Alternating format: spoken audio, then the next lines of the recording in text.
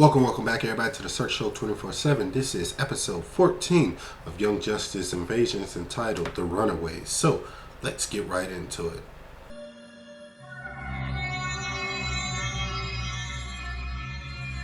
Alright guys, The Runaways. Now, The Runaways, it's a very unique episode. It has to do with not even the main cast, not even the secondary cast, the third-dairy cast, as you will.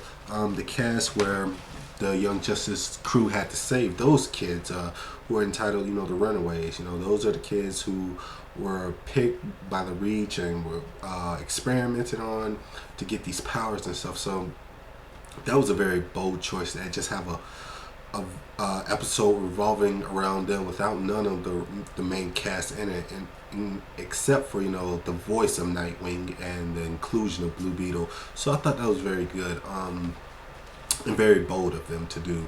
It was a very action-packed episode, a very character-driven episode, which was very delightful to see.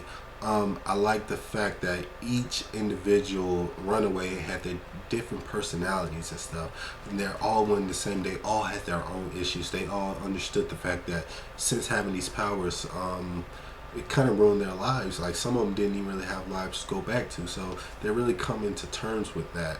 And it's very heartfelt and very emotional and like I said, character driven. I really like the way they use Virgil Hawkins, who is Static in this series. First, he kind of comes off as this very arrogant, bratty kid, but you see that he's not really bratty, he's not really arrogant. He's just a different take on him, and that's always good to see when you have a character that's well known as Static and just kind of interpret him different than they did from the last series. So I like that he was a lot more brash and a lot more confident and just a lot more stubborn and stuff. So that was very good. But this main story, it takes place in them. They're trying to escape from these other scientists who are kind of experimenting on them and kind of trying to they're trying to see like what's really happening with them. So they're breaking out, and that includes Blue Beetle finding them and Blue Beetle trying to take them back to Nightwing and stuff. So that had a great storyline in it, and you really see how Blue Beetle is changing since his encounters with Green Beetle. And my prediction came true. If you look back at my last week's episode, I predicted that I didn't really trust Green Beetle because he was with Blue Beetle for the whole day trying to work on his Scarab, and you see that he either turned the mode back off or on, but now Blue Beetle is not himself anymore, and you see Green Beetle is working for Black Beetle, who's working for the Reach. So it was just this very big double cross, and now Blue Beetle, he's going down that path to where he wasn't trying to get to. He's now in the process of going down that path where he's going to be the one that betrays everybody and be the one to cause like all hell on earth, you know what I mean? So that was very interesting to see, because I felt like something was wrong with Green Beetle, and something he was doing with the Blue Beetle was not right in my eyes. And yeah, it sucks, because when you first saw him, you was like, oh good, now we have somebody to help us out with the Reach. But you see it was a bigger plan, and it was a very smart plan, because he got them to trust. Green Beetle got him to hold on, let me say this again.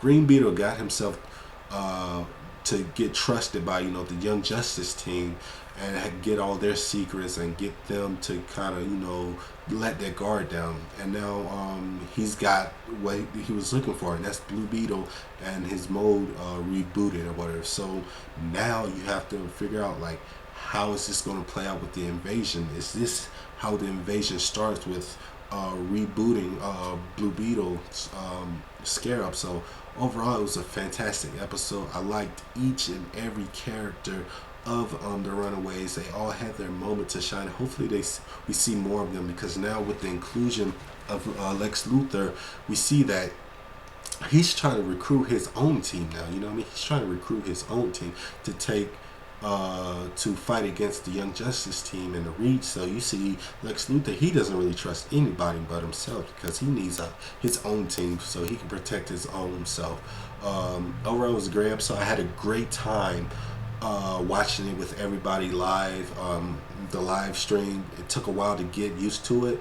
It was crazy at first, but if you watch the 2-hour and 30-minute live broadcast, if you skip through some stuff and go towards like the end where like all the questions and stuff where everybody was answering, that was very good conversation with me just answering questions and talking about Legend of Korra, talking about anime stuff, Dragon Ball Z, you know, the gun, just tattoos, just everything we talked about for like 2 hours and 30 minutes of just nonstop entertainment.